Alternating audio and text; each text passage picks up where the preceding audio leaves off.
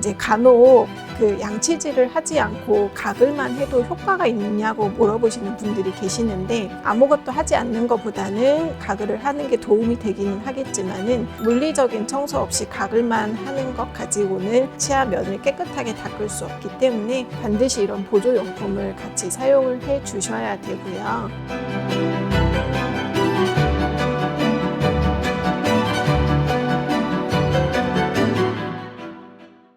안녕하세요. 서울 클래식 치과 원장 윤연경입니다. 오늘은 구강 보조용품에 대해서 알아보도록 하겠습니다.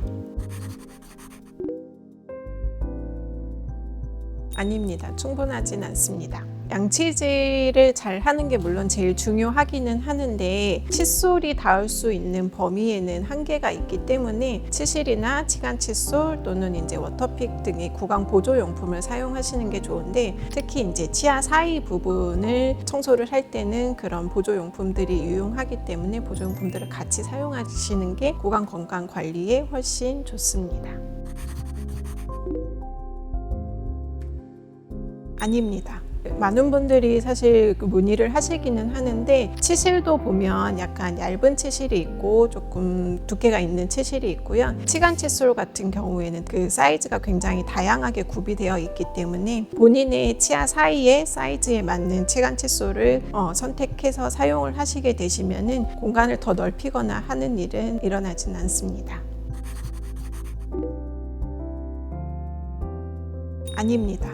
워터픽은 사실 이제 나이가 드신 분들이나 아니면 거동이 불편하신 분들 같은 경우에 조금 더 유용하게 쓰실 수 있는 부분이 있기는 하는데, 가급적이면은 이제 워터픽보다는 치실이나 치간 칫솔을 우선적으로 사용하시는 게 훨씬 더 도움이 되는데, 이제 간혹 그 양치질을 하지 않고 가글만 해도 효과가 있냐고 물어보시는 분들이 계시는데, 아무것도 하지 않는 것보다는 가글을 하는 게 도움이 되기는 하겠지만은 물리적인 청소 없이 가글만 하는 것 가지고는 치아 면을 깨끗하게 닦을 수 없기 때문에 워터픽도 마찬가지 원리이거든요. 물론 이게 수압이 있어가지고 음식물을 제거를 하는 데는 효과적일 수 있기는 하지만은 결국에는 치아 면을 물리적으로 깨끗이 닦아줘야 되기 때문에 워터픽보다는 치간 칫솔이 더 유용한 도구라고 생각하시면 됩니다.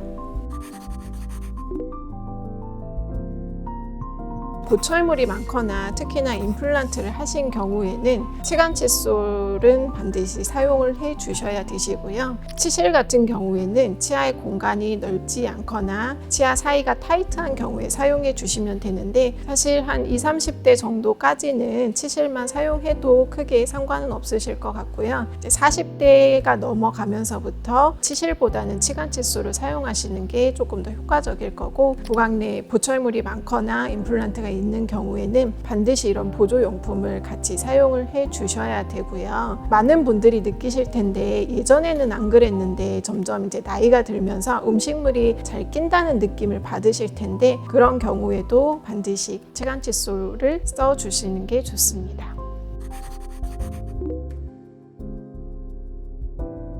일단은 그 보조용품을 사용할 때 잇몸을 살짝 건드리면 피가 나는 거는 정상이기는 하고요. 또 이제 치태나 치석이 치아 표면에 붙어 있으면은 염증이 살짝 생겨 있을 수 있기 때문에 보조용품을 사용할 때 약간의 피가 날 수 있기는 하는데, 피가 묻어나오는 정도는 크게 염려하실 정도는 아니기는 하는데, 나오는 피의 양이 조금 많거나 아니면 조금 흐르듯이 피가 나거나 또는 덩어리진 피가 나온다고 하면, 그런 경우는 이제 추가적인 잇몸 치료가 필요하신 경우일 수 있기 때문에, 이런 경우는 치과에 내원하셔가지고 검진을 받아보시는 게 좋습니다.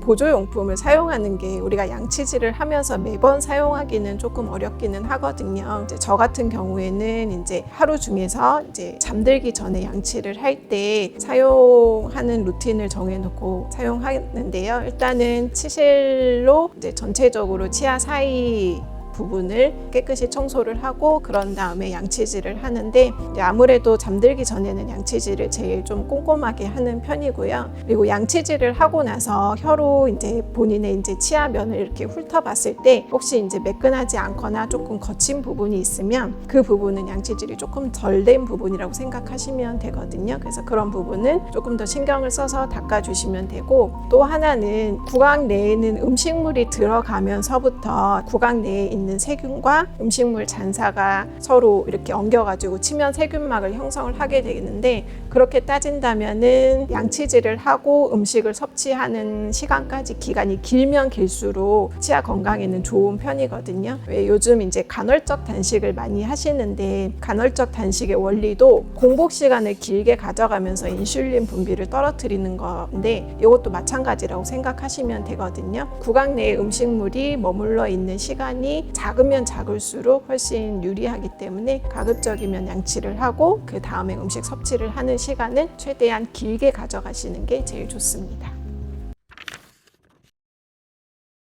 오늘은 구강 보조용품에 대해서 알아보았습니다. 지금까지 서울 클래식 치과 원장 윤연경이었습니다.